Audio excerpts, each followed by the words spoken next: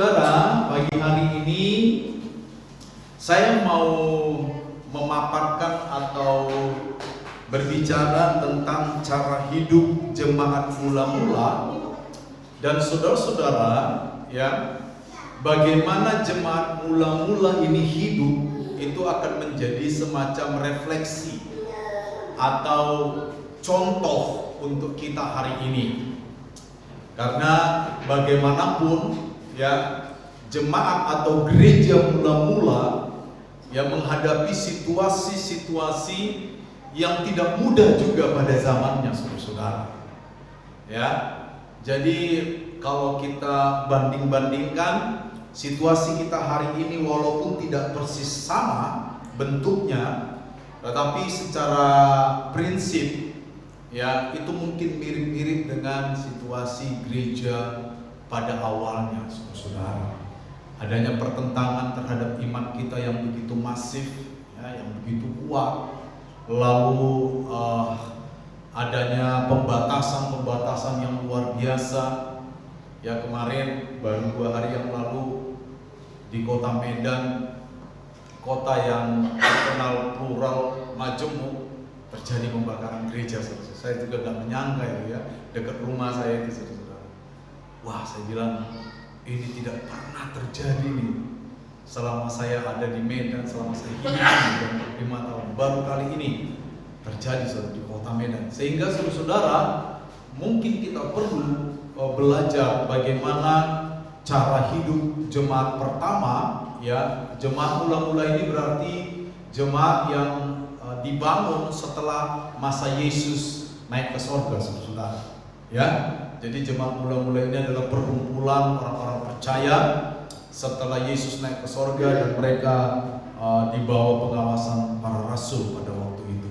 Nah, kita mau belajar dari sini, ya, dan saya berdoa kiranya Tuhan membuka hati kita dan memberikan kita kecerdasan untuk dapat menangkap seluruh pesan firman Allah pagi hari ini, sehingga firman Allah tidak hanya kita mengerti, tetapi setelah kita mengerti, kebenaran-kebenaran ini juga nanti bisa kita kerjakan dalam praktek kehidupan kita sehari-hari, ya. Ini gambar ini jemaat mula-mula gereja ini, saudara. Sudah banyak yang tidak ada karena banyak yang pindah keluar kota. Jadi cuma tinggal berapa orang ini yang digambar ini, ya. Seperti itu. Baik. Nah, saudara-saudara, ya, saya mau mengajak kita pertama-tama membuka Alkitab kita di dalam Kisah Para Rasul pasal 2. Ya, Kisah Para Rasul pasalnya yang kedua. Ya, Kisah Para Rasul pasalnya yang kedua.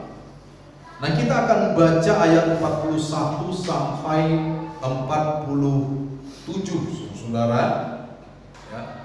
Kisah Para Rasul pasalnya yang kedua. Kita akan baca ayat 41 sampai 47. Nanti kita baca juga pasal 4 ayat 32 sampai 37.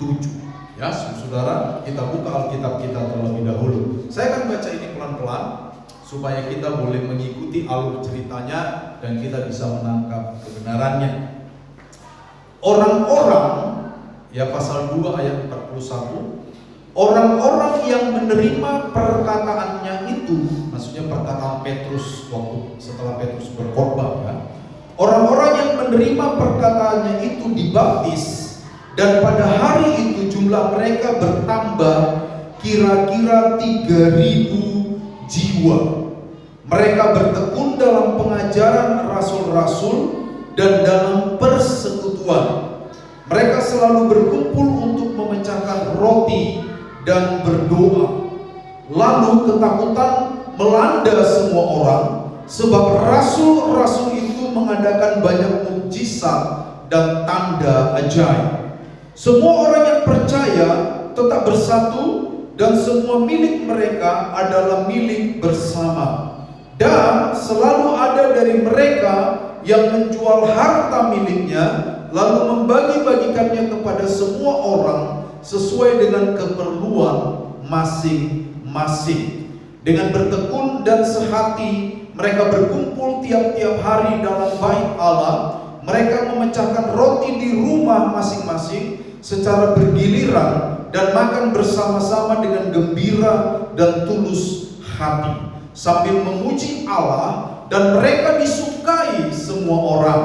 Tiap-tiap hari Tuhan menambah jumlah mereka dengan orang yang diselamatkan.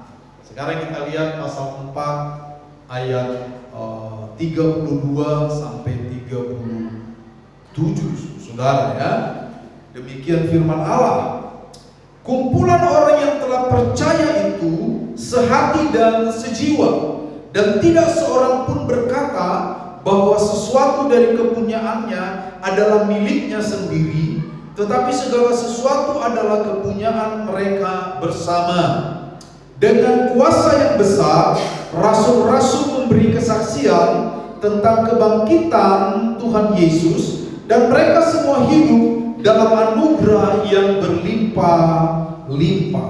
Sebab tidak ada seorang pun yang berkekurangan di antara mereka, karena semua orang yang mempunyai tanah atau rumah menjual kepunyaannya itu, dan hasil penjualan itu mereka bawa dan mereka letakkan di depan kaki rasul-rasul, lalu dibagi-bagikan kepada setiap orang sesuai dengan keperluannya. Demikian pula dengan Yusuf, yang oleh rasul-rasul disebut Barnabas, artinya anak penghiburan, seorang Lewi kelahiran Siprus, yang menjual ladang miliknya lalu membawa uangnya itu dan meletakkannya di depan kaki rasul-rasul. Nah, saudara-saudara ya, ada beberapa gaya hidup yang ditampilkan atau dimanifestasikan oleh jemaat mula-mula, jemaat yang berkumpul setelah masa Yesus naik ke sorga ya. Dan ini yang mau kita pelajari pagi ini, bagaimana kita menghayati kehidupan mereka, sehingga hasil dari penghayatan kita akan kehidupan jemaat mula-mula itu kita bisa praktekkan di dalam kehidupan kita berjemaat hari ini, saudara-saudara. Ya. Jadi yang pertama, saudara-saudara, dikatakan di pasal 2 ayat 42, mereka bertekun dalam pengajaran rasul-rasul. Ya. Nah, ini menjadi sangat penting. Kita perlu tahu bahwa pada waktu itu, setelah Yesus naik ke sorga, ya, penganiayaan begitu meningkat terhadap orang-orang Kristen. Ya, pasukan Roma, atau lebih tepatnya pemerintah Roma yang menjajah tanah Israel waktu itu, menganggap bahwa orang-orang Kristen itu adalah orang-orang sesat yang perlu dibinasakan. Itu sebabnya kalau saudara punya kesempatan membaca sejarah-sejarah pada abad pertama, kita akan menemukan bagaimana tindakan-tindakan Kaisar Roma yang begitu kejam terhadap banyak orang, dan salah satunya adalah terhadap orang-orang yang menamakan diri mereka Kristen pada waktu itu. Ya, mereka dibunuh dengan cara-cara yang sama sekali tidak manusiawi. Mereka ditangkap, dihadapkan kepada binatang-binatang buas, yang mereka harus bersembunyi ke tempat-tempat yang jauh, saudara-saudara. Ya, dan kehidupan orang-orang Kristen pada waktu itu terguncang karena penganiayaan yang besar, dan diperlukan satu kekuatan yang besar pula untuk membuat orang-orang Kristen waktu itu teguh di dalam iman mereka. Dan apa kekuatan itu, saudara-saudara? Kekuatan yang dimaksud adalah pengajaran. Ya, pengajaran. Pengajaran akan firman Allah. Ya, pengajaran akan perkataan-perkataan Yesus yang pada waktu itu masih dalam bentuk lisan, belum ada Injil. Injil baru ditulis nanti pada tahun 60-an. Waktu itu apa yang diajarkan oleh para rasul adalah tradisi lisan yang mereka terima dari Yesus. Waktu Yesus mengajar mereka secara lisan, mereka mengingat tradisi itu. Dan kita harus ingat, saya pernah katakan kepada kita semua, orang-orang Yahudi sangat kuat ingatan mereka terhadap tradisi lisan, karena mereka dilatih untuk itu, saudara-saudara. Ya, waktu Musa menuliskan tentang Shema Israel, hai orang-orang Israel, dengarkanlah, ya Tuhanlah Allah kita, Tuhan itu Echad. Karena itu kasihilah Tuhan dan Allahmu dengan segenap hatimu, dengan segenap kekuatanmu, dan dengan segenap akal budi. Dan di bawahnya dikatakan, ya sampaikanlah ini kepada anak-anakmu. Maksudnya itu ceritakan ini kepada anak-anakmu. Sehingga orang-orang Yahudi itu sangat kuat ingatan mereka terhadap apa yang dikatakan oleh Yesus. Dan itu yang dimanfaatkan oleh para rasul waktu itu. Jadi kekuatan yang dimaksud untuk membuat iman orang Kristen pada waktu itu menjadi tetap teguh adalah pengajaran. Para murid diajar oleh para rasul, dan kita harus ingat, para murid ini adalah orang-orang yang nanti kemudian percaya kepada Yesus. Yang selama ini bersama dengan Yesus sebelum Yesus naik ke surga adalah para rasul ini.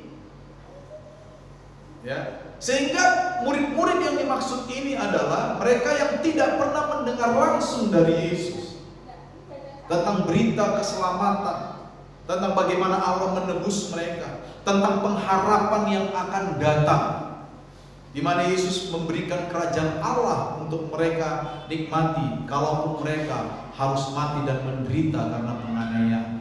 Nah, ini kekuatan yang besar yang dimiliki oleh jemaat mula-mula, sehingga mereka bertekun mendengarkan para rasul itu mengajar, saudara. Saya pikir bahwa pengajaran yang benar, ya, yang sesuai dengan isi Alkitab dan firman Tuhan, itu juga telah menjadi kekuatan besar untuk kita hari ini. Tanpa pengajaran yang tepat, tanpa firman Allah yang kita konsumsi setiap hari, kita akan gampang terombang-ambing, saudara. Kita akan gampang mengikuti segala sesuatu yang tidak berkenan kepada Allah. Dan oleh para rasul, hal mengajar ini dijadikan menjadi yang utama dalam kegiatan mereka. Makanya ketika di kisah para rasul nanti, waktu mereka mau memilih para penatua yang melayani jemaat, para rasul berkata, ya, pilihlah dari antara murid yang bukan rasul. Kenapa? Karena para rasul akan memusatkan pikiran mereka di dalam doa dan pembelajaran firman Allah. Ini betapa pentingnya firman Allah, saudara. Betapa pentingnya pengajaran. Hari ini terlalu banyak pengajaran. Ya, saya tidak bilang semuanya, tetapi terlalu banyak pengajaran yang tampaknya tidak lagi sesuai dengan kebenaran firman Allah. Ya. Dan saya berbicara tentang konteks Indonesia, bukan di luar Indonesia. Di Indonesia akhir-akhir ini, saudara-saudara, ada banyak muncul pengajaran-pengajaran yang tampaknya tidak lagi sesuai dengan kebenaran firman Allah. Dan luar biasanya media sosial menjadi alat yang cukup signifikan untuk memberitakan apapun yang kita inginkan. Dan dalam survei, saudara, jemaat hari ini khususnya di Indonesia, ya, survei yang dilakukan oleh BRC namanya. BRC itu satu badan yang melakukan memang survei khusus tentang kekristenan dan gereja-gereja. Mereka melihat bahwa kebanyakan orang Kristen hari ini, ya, mengkonsumsi firman Allah tidak lagi dari gembala mereka, tetapi justru dari media sosial.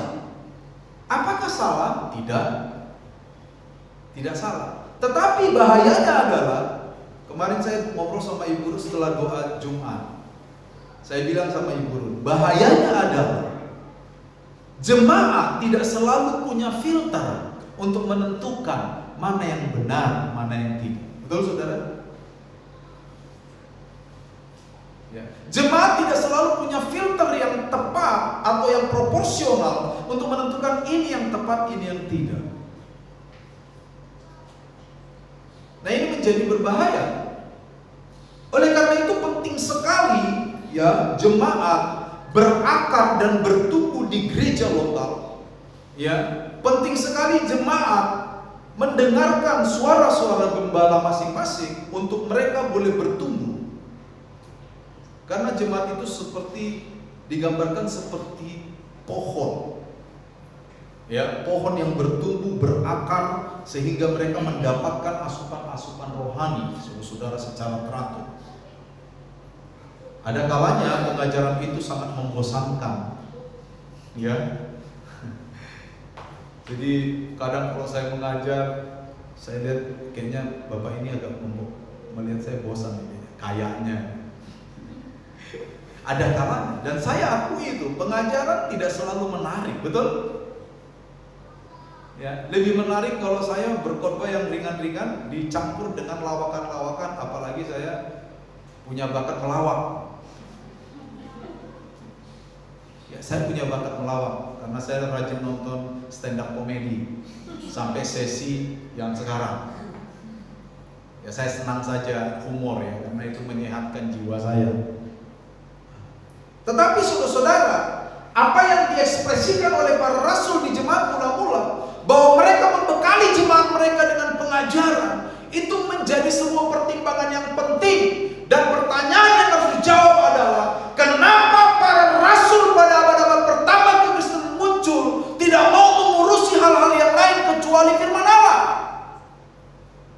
Karena mereka tahu betul jemaat ini perlu diajar dengan cara-cara yang tepat. Jemaat perlu mendapatkan asupan firman Allah dengan cara-cara yang benar. Jemaat perlu mendapatkan asupan firman Allah yang tepat dan benar. Kenapa?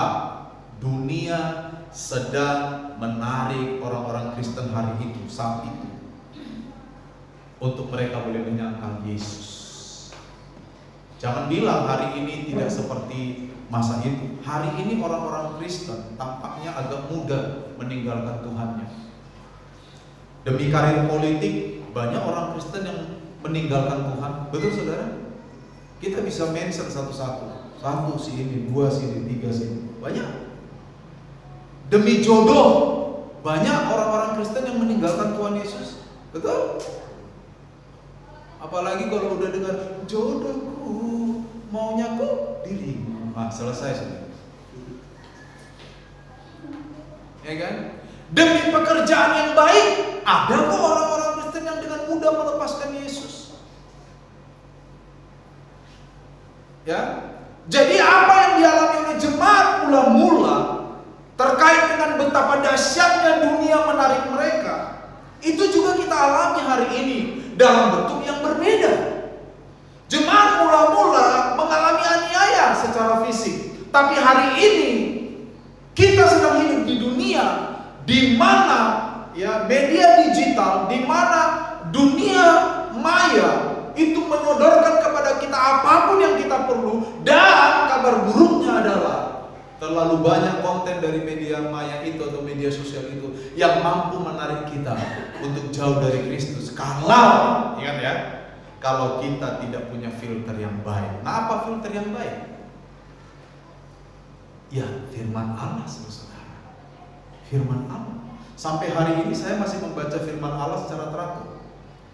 Kita punya program 2 tahun baca Alkitab selesai, betul? Ayo, siapa yang setia melakukan? Ya, terima kasih.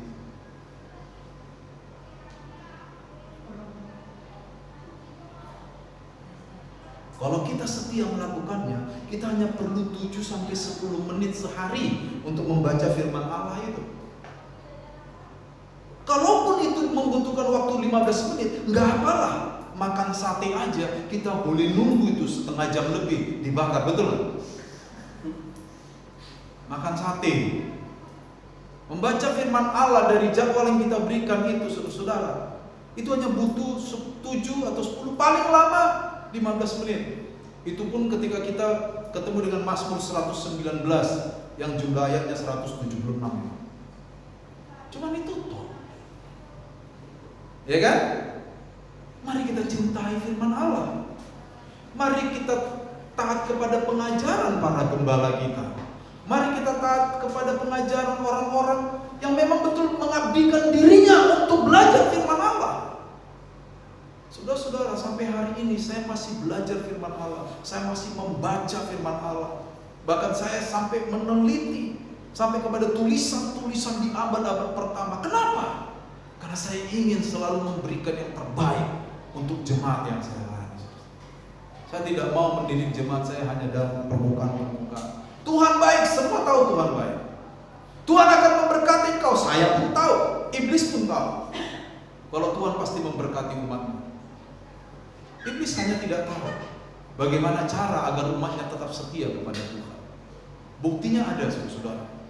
Saya melihat tidak banyak, beberapa ketika hidup orang Kristen dilanda masalah, sudah tidak lagi ke gereja, sudah tidak lagi percaya Tuhan, curiga sama Tuhan.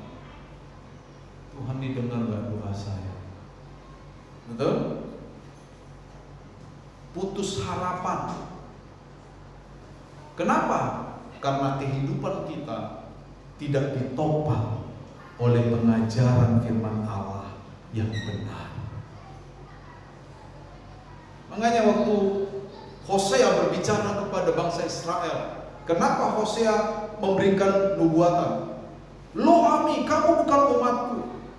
Kenapa? Dikatakan di sana umatku binasa karena tidak mengenal Allah. Lalu Tuhan menegur para imam, kamulah yang membuat umatku tidak mengenal Allah. Imam yang ditegur, bukan bangsa Israel. Kenapa imam yang ditegur? Karena imam korupsi. Seperti anaknya Eli. Mereka tidak lagi memberikan berita kebenaran kalau dapat. Waktu itu bukan uang, lemak-lemak persembahan. Iya kan? Anaknya Imam Eli kan gitu kan? Harusnya lemak diapain? Dia bilang jangan, saya nggak suka direbus lemak, saya mau bakar. Loh, harus direbus. Apa Pak Imam? Enggak, tak bunuh kamu yang katanya. Akhirnya mereka berkhianat. Nah, seperti itulah kondisi para imam di zaman Hosea. Lalu Tuhan murka kepada para imam. Umatku binasa karena tidak mengenal Allah. Siapa yang membuat umatku tidak mengenal Allah? Kamu para imam. Tanggung jawab imam itu besar. Sehingga sampai hari ini saya mengambil posisi menjadi tidak peduli apakah orang senang sama saya atau tidak dengan ajaran yang saya. Kadang-kadang keras. Kadang-kadang saudara saya tegur dengan keras. Kadang-kadang saudara saya cubit-cubit di mana-mana secara rohani. Saya sudah sampai pada posisi, you marah enggak apa-apa. Kamu jengkel sama saya enggak apa-apa. Iya kan? Tetapi saya bertanggung jawab terhadap tugas dan tanggung jawab saya sebagai seorang gembala, pada zaman dulu sebagai seorang rasul. Amin, saudara. Ya, itu dia. Karena apa? Saya tidak ingin dari satupun dari antara kita binasa. Ya, saya pun menjaga diri saya sampai sekarang. Menjadi pendeta bukan berarti langsung punya jalan tol ke surga. Enggak. Pendeta pun ada tantangannya sendiri, betul? Jemaat pun ada tantangannya sendiri. Jangan bilang pendeta nggak digoda sama nafsu, sama kepuasan. Oh, digoda. Semua kita sama digoda. Tetapi pengajaran terhadap firman Allah, isi dari firman Allah kita hayati. Ya, kita hayati. Setelah kita menghayatinya, kita minta pertolongan Roh Kudus. Tuhan, bantu aku untuk melakukan kebenaran ini. Makanya Yakobus bilang, jangan cuma jadi pendengar yang baik, tetapi juga menjadi pelaku firman Allah. Jadi pengajaran itu penting. Dan mereka dikatakan bertekun, saudara-saudara, ya. Bertekun. Coba next. Bertekun. Ya.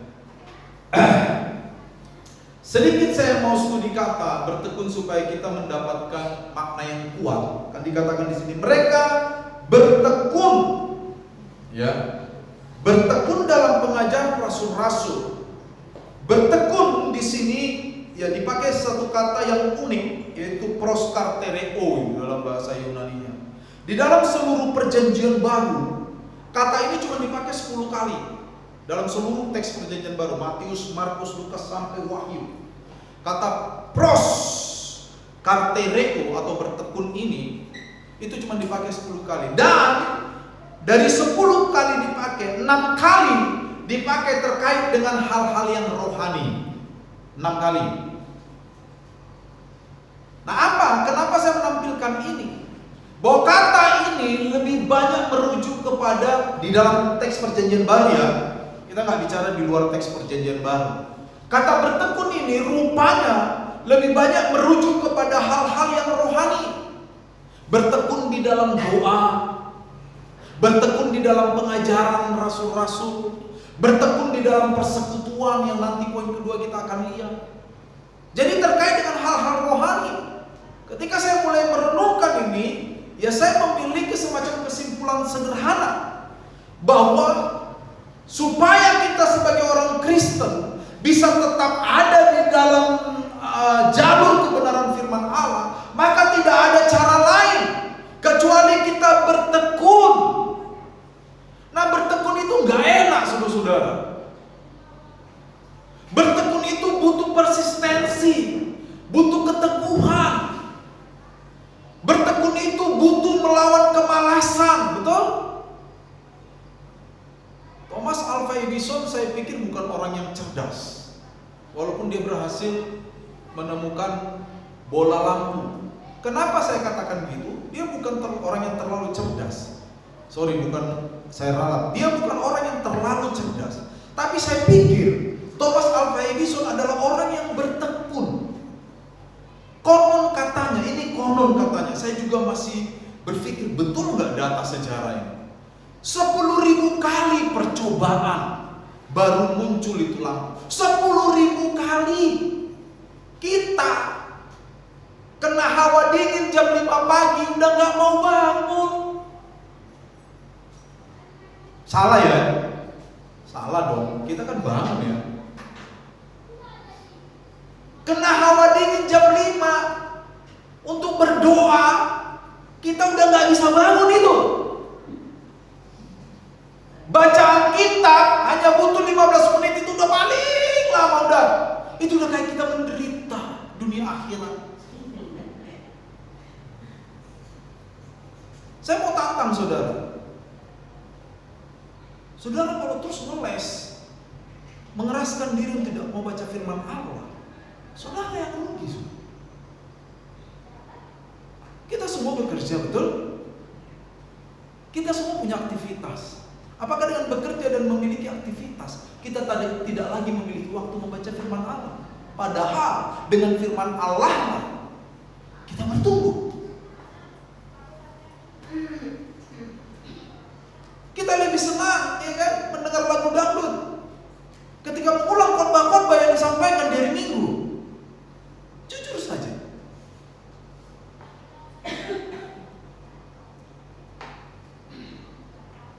Bertekun memang itu menyakitkan. Gak ada orang bilang bertekun itu menyenangkan. Enggak. Pengennya kita semua instan. Mie yang instan. Iya kan? Sekarang dunia menawarkan kita keinstanan. Mau transfer lewat HP. Kalau dulu kan kita ke bank antri. Belum ada ATM dulu kan? Munculnya ATM kan dulu. Wih, ada ATM bisa kartu bisa transfer. Itu dulu sesuatu yang ajaib. Sekarang lebih ajaib lagi kan? Dari HP bisa instan. Apakah yang instan-instan terkait dengan kehidupan kita itu salah? Tidak. Tetapi tidak semua hal boleh kita jadikan instan. Sepakat?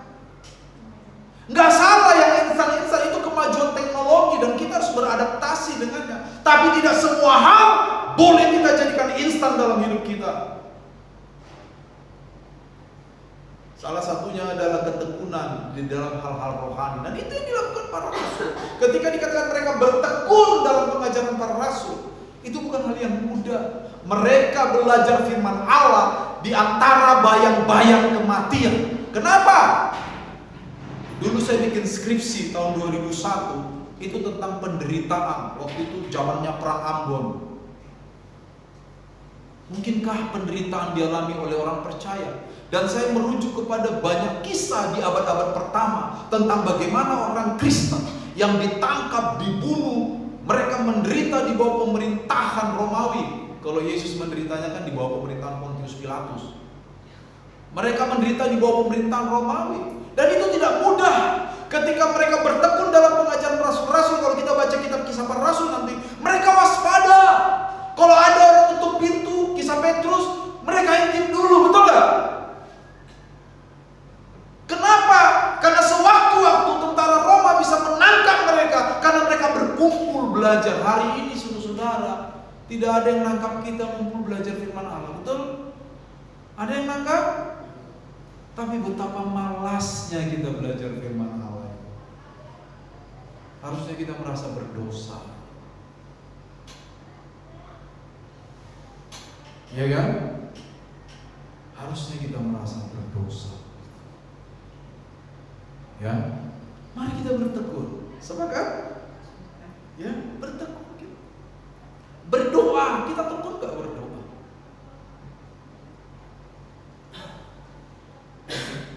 Apakah kita sediakan waktu yang khusus? Saya tidak bicara doa sepanjang hari. Kalau doa sepanjang hari, saudara bisa berdoa di mana saja, betul? Di mobil, di motor, di dapur waktu nyuci piring kita bisa berdoa. Tapi saya bicara tentang apakah kita memberikan waktu yang khusus untuk sujud dan betul-betul menengadahkan kepala kita kepada Tuhan dan memuji Allah kita.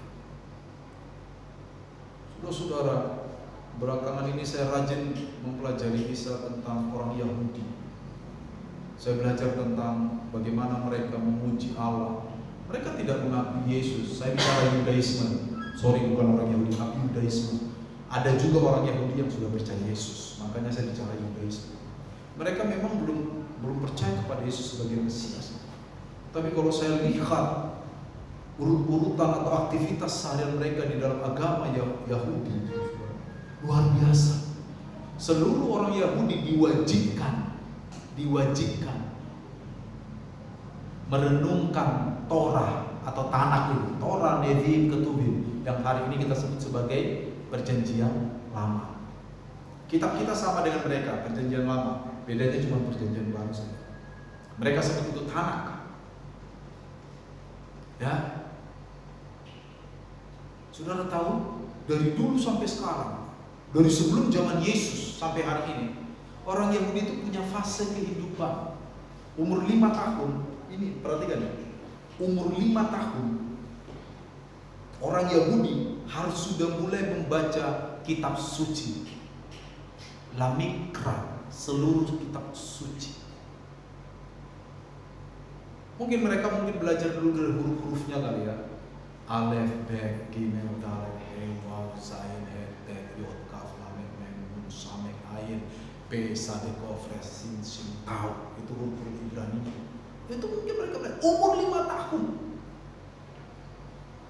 Umur 10 tahun mereka wajib belajar Misnah. Misnah itu adalah salah satu tradisi lisan yang dibukukan. Umur 10 tahun. Dan itu berlaku buat semua orang Yahudi. Mereka belajar tentang firman Allah yang dulu lisan tapi sudah dibukukan. Umur 12 tahun, ya, mereka sudah menerima semacam hukum Taurat, disebut Misfot. Makanya waktu Yesus umur 12 tahun, firman Allah berkata, dia dibawa ke bait Allah, betul? Iya kan? Pada waktu Yesus umur 12 tahun, dia dibawa ke bait Allah. Nah, itu waktu itu Yesus ditahbiskan di atas bema namanya. Umur 15 tahun, saudara, yang mereka harus belajar lagi tentang firman Allah di luar Tanakh, seperti Talmud kata mereka, walaupun saudara gak paham pokok itulah. Artinya saudara, orang Yahudi tumbuh dan berkembang di bawah pengawasan yang ketat tentang firman Allah. Bagaimana dengan kita? Kebanyakan anak-anak modern umur 5 tahun bukan belajar firman Allah loh sekarang. Belajar menggunakan HP. Karena kalau nangis supaya diam kasih HP. Wah, anak saya nangis nih supaya dia kasih HP.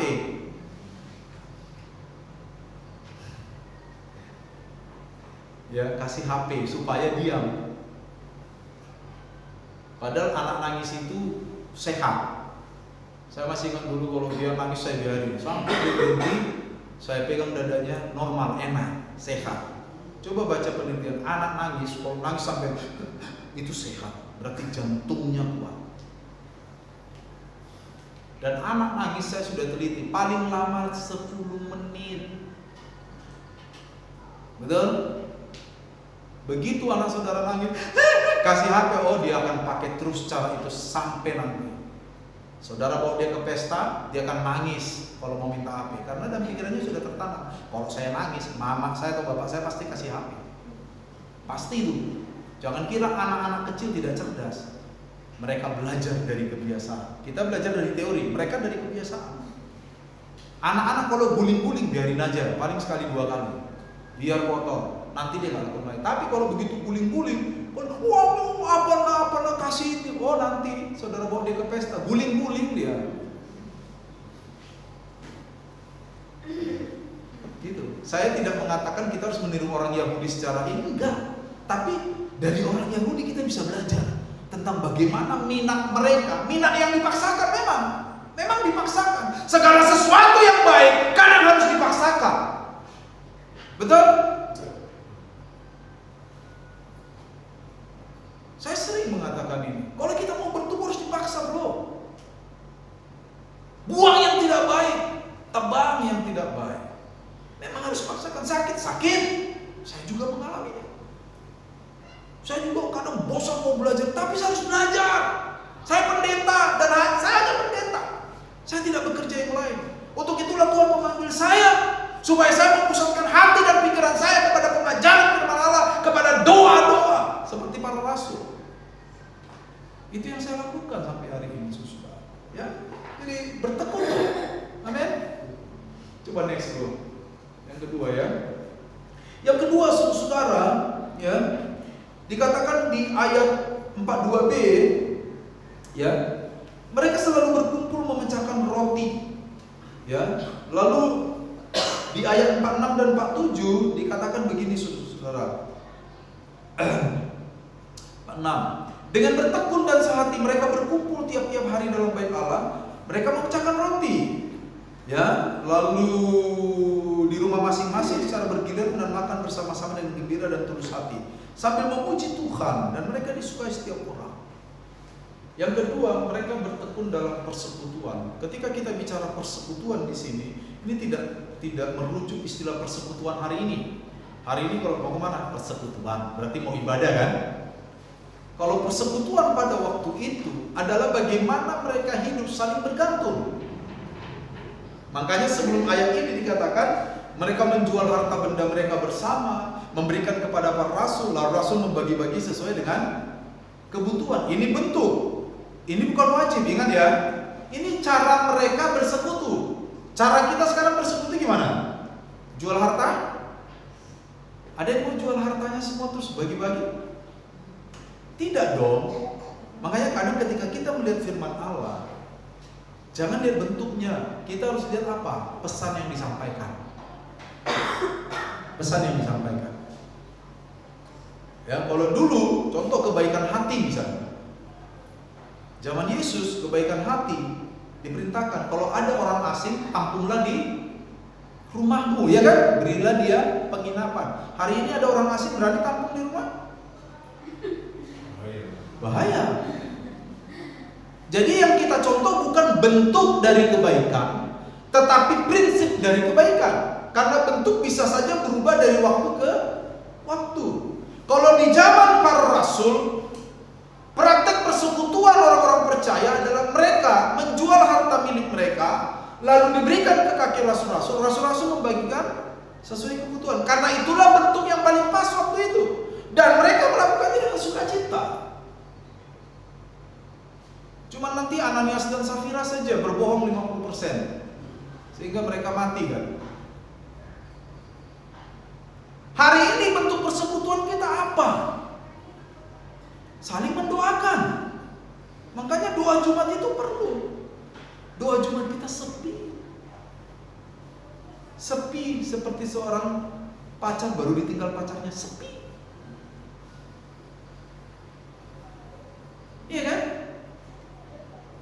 Ayo, Yang WL nih, pengumuman. Kita doa Jumat, ayo datang doa Jumat.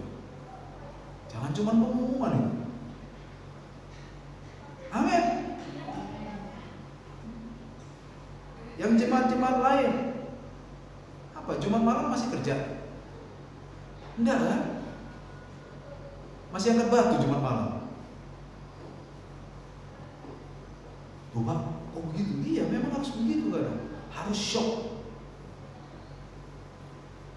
Ya itu tadi, bertekun itu kadang memang harus dipaksa. Harus dipaksa. Saya mau tanya, kalau bos panggil jam 9 malam, datang nggak? Datang nggak? Datang, dia udah tidur, bangunkan, bos panggil. Apakah itu salah? Tidak, karena memang itu bentuk ketaatan kita kepada pimpinan kita. Tapi kita punya bos lain dan memang bos di atas segala bos tuh. Nah ini bisa kita nggak taat itu, iya kan? Kalau bos kita manggil jam 9 malam dan kita datang, itu bagus. Karena kita mengekspresikan ketundukan kita, betul? Tapi sama bos kita yang satu, harusnya lebih tunduk lagi tuh. Bagaimana sebuah gereja bertumbuh? Tekun dalam persekutuan.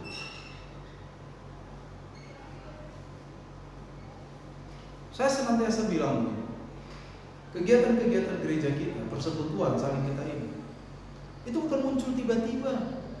Itu bukan muncul jam 7 kita persekutuan lalu jam 6 saya umumkan, enggak. Itu muncul dalam rutinitas kita setiap minggu.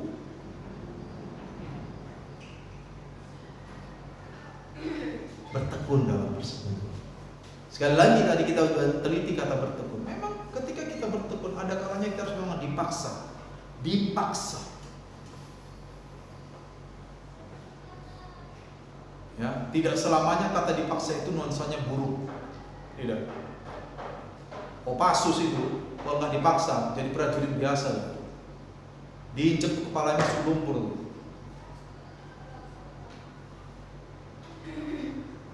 Mulut mereka harus kena kotoran sapi mau gitu. Kalau saudara dikasih kotoran sapi berkelahi nggak? Berkelahi kita karena kita tidak wajib melakukan itu, betul nggak? Kopassus wajib. Kalau nggak begitu dia nggak lulus jadi Kopassus. Iya kan? Dipaksa. Mereka dipaksa nyelam di air melebihi manusia normal. Manusia mungkin tidak bernapas 3 menit. Mereka dipaksa sampai 7-8 menit. Paru-parunya dikembangin.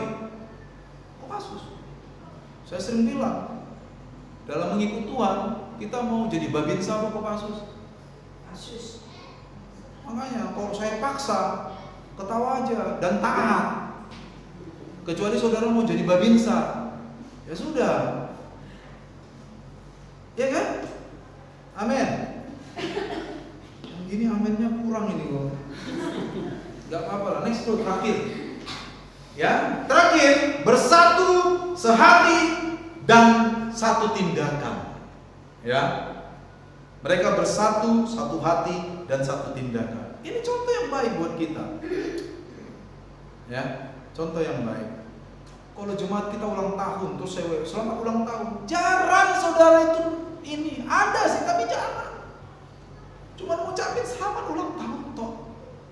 Betul nggak? Makan diam semua kan? Yang merasa tertuduh itu. Apa sih susahnya? Selamat ulang tahun bro. Saudara, ketika kita ada tergabung di dalam sebuah wadah media sosial, kita harus tahu etika-etika bermedia sosial. Betul? Nah, saya nggak mau jemaat yang saya pimpin tidak punya etika ketika bermedia sosial. Ya, kalau saya misalnya, selamat ulang tahun Pak Yakub, yang lain ayo dong kan gitu kan? Kan sehati sepikir dalam tindakan. Saudara baca, apa sih susahnya? Selamat ulang tahun Bos Yakub. Enak kan? Kok susah sekali belum ngerti. Kalau saudara diberikan sesuatu, saudara ucap apa? Terima kasih. Tapi itu hampir tidak ada kan di WA grup kita. Saya melaporkan apa gitu, diam aja.